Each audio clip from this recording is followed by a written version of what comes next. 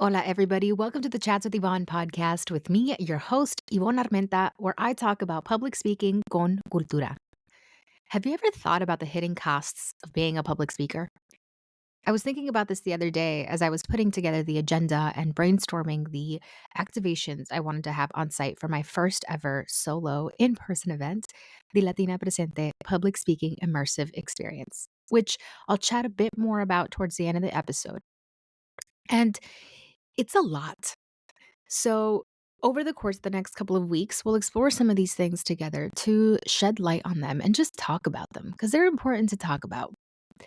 And I call them hidden costs because so often in our public speaking, we're consumed with the preparation of the actual speech and hyper focused on the nerves we feel that we don't always fully indulge in thinking about all of the other things that may come with the journey. As someone who grew up low income, first of all, I never really noticed it until I started going to a private middle school on a scholarship and realized how straight up different I lived than everyone else at that school. But thrifting was a huge part of my childhood. And might I add, when I started going to middle school, I was like, wait, people go thrifting for fun, for enjoyment. I always grew up going thrifting because I sort of had to. So, one of the costs, I think, is maybe on occasion talked about, but not as often and definitely not always focused on, is the cost of dressing the part. What is considered dressing the part for everyone is different, but no matter what, there are costs associated with it. Literal money exchange costs associated with it. Yo, creciendo, siempre estuve bien vestida. Not all of my clothes was from the thrift store, but I did shop there often enough for it to form a significant part of my childhood and adult life. The first professional outfit I ever got was from Goodwill. And you can probably imagine what it looked like. Ill-fitting black slacks de campana, a white button-up with the extremely pointy collar, a black blazer that was a little too big, and black flats, which, by the way, I have always hated. I wore flats for my college graduation because I couldn't with the heels until this day. It's one of my biggest regrets, but I was so over it that day. So, anyways, I begged my mom to take me because I had been invited to interview for a job. I believe this was my first year of college, and I was excited because I had been looking for a job and felt so honored that they reached out to me. My mom even left work for 2 hours to drive me to this interview because she wanted me to, she wanted to be supportive of how excited I was. I arrived to the interview, and much to my surprise, it was a group thing.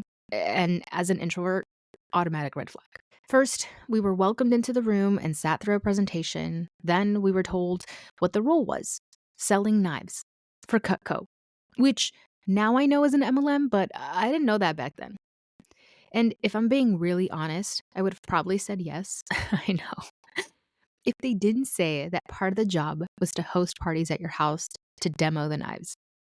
I immediately went to thinking, there's no way I can even host anyone in our one bedroom little apartment. We never really had guests over much growing up for that reason. And they also wanted us to pay for a set of knives, which not only did I not have the money for that, but even then, I knew it seemed odd that I would have to pay anything to work. And I had just made my mom leave work, buy an outfit, and drive me to the middle of the city for an interview that was a total waste of time.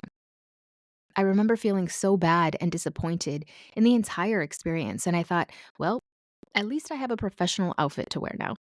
And for a while, those ill fitting black slacks de campana, a white button up with the extremely pointy collar, the black blazer that was a little too big, and black flats became my uniform for interviews and networking events in college.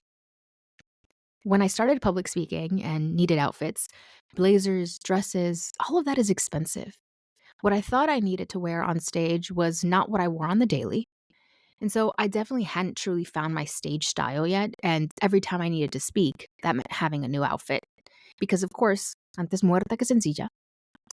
And by the way, I'll add this in. Please wear things more than once.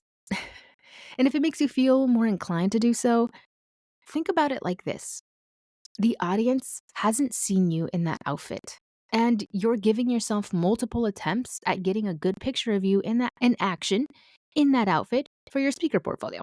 So, if that helps, si te ayuda eso, wear the outfit. And honestly, if you go back and look at some of my first keynotes, I dressed like a señora low key. Not that señoras don't dress nice, but for my age, I was 17 dressing in these big statement necklace pieces, the closed toe nude heels that weren't too high or too low, just enough to hurt a little, but not enough to be incredibly uncomfortable. Because, right, what's a cute outfit without a little discomfort? And I'm totally being sarcastic here, but I used to buy most, if not all of my outfits at the thrift store. I was ashamed of it the first couple of times because it felt like I needed to wear the best, most expensive looking outfits to fit in and be professional. But I just wasn't there. I couldn't be. I want to let you know that it means nothing about the value of you as a speaker or at all shameful that you get your clothes from the thrift store or the clearance rack at Ross. It's your brilliance that most shines. When you're thinking about your outfits, think about creating a space of comfort for yourself on stage where you feel confident and comfortable. My personal style is now cool, calm, and comfortable. I still look cute, but I prioritize feeling good in what I'm wearing no matter how much it costs. Me puede costar $1 y me puede costar $100. I'm gonna be comfortable and feel really confident and authentic in my presence. It took me a really long time to figure out what my brand as a speaker actually was, meaning my style and what I actually wore on stage, the colors that I feel most confident and shine the most in. So I want you to feel okay going to the thrift store. I mean, now it's not only the cool thing, it's also eco friendly, but it saves you money. Right. And at the very beginning of your public speaking journey, that is one thing that you don't want to worry about. We are focused on our impact and what we're saying. That the clothes, right? Again, it's a hidden cost, a cost for sure, but it isn't something that I would want you all to not feel like you can participate in public speaking. And yes, right? Like if you are able to, buying those really beautiful statement pieces from small business owners, people that put their all into these pieces. So, with that being said, if you're just starting your public speaking journey, I want to leave you with a couple of ways to access clothes for your speaking engagements. If you're a seasoned speaker and have some blazers and other clothes that you no longer use, I want to share with you a couple of things you can do with those. Of course, you can always go to the thrift store in your local area. I recently went to Out of the Closet and they have a dollar section where I was able to pick up two really cute blazers for $1. Now in my life, I can afford to get more elevated pieces and be more intentional with what I choose to wear, right? Meaning I can go shop at small Latina owned businesses that have incredible pieces that I know will last me forever. And I'm so lucky to be able to do that. Some of us are not there yet. But to be honest, I will probably continue shopping at the thrift store forever because I'm just too much of a, o sea, crecí con eso. And to me, it's no longer coming from a place of this is the only or one of the few options that I have. It's coming from a place of intentional spending. The second thing is have a clothes exchange with your amigas. One of my best friends has an unofficial annual closet cleanup. And I call it unofficial because it's mostly whenever we go over to her place and she starts to look through, she almost like knows to look through her closet and starts to take out stuff that she doesn't want anymore. And me and my other friend are always first in line to get her hand me downs. She just has cool clothes. Okay. She has like really awesome pieces. Shout out to Rosie.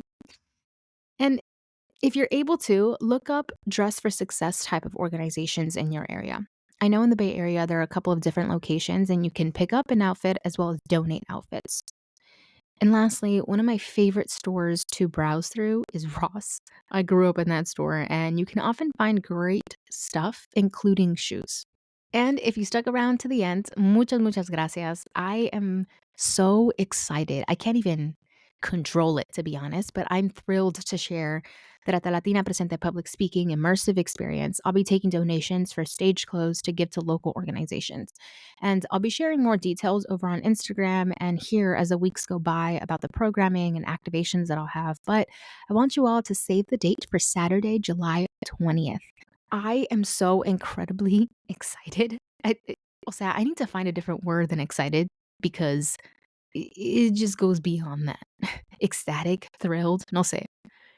I'm hosting the first of its kind in the Bay Area because it's home and I would love for my closest family and friends to be in attendance. I'm also launching something really special that I've been working on for a year, and all of the attendees will receive this. But the entirety of the program will be dedicated to all of the aspects of your public speaking journey. I'm getting really creative with it, being intentional because I really want you all to leave with more than maybe motivation and inspiration. You're going to be fully immersed in the public speaking experience. If you don't already, please follow Chats with Yvonne and my newest brand, Latina Presente, on Instagram for the full updates of events, programming, and products, which are all launching sooner than you think. Like I always say, if you enjoyed this episode, share it with your tías, your tíos, cousins, sisters, everyone and their mamas. Y nos vemos a la próxima.